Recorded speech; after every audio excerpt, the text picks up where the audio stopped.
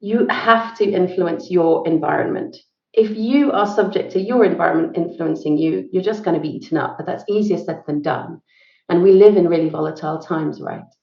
So a year ago, my role was eliminated, and that was part of my identity. And the first thing I said is, I cannot be a victim to that. Of course, I felt like a victim, but I cannot. What is my narrative, and what am I going to do?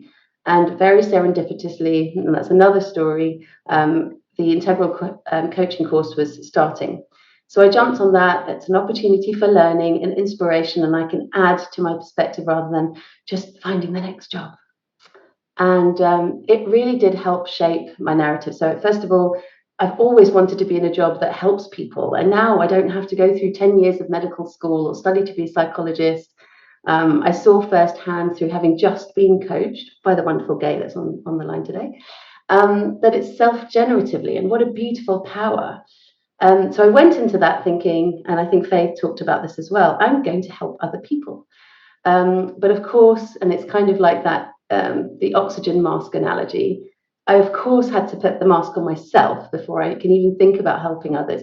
And I remember that that was a theme that came up in our course as well, is that people said, well, how can we help others? We're flawed individuals. And that resonated with me as well. So I think the first thing that happened in terms of navigating change and thinking about my narrative, it was cultivating first my understanding of myself. Who am I? Where am I? How am I? Why do I show up like this? And then working on capabilities that if I really want to help others, I have to be able to be subject to that help and experimentation myself. And I think that's really a process that will be a lifelong process.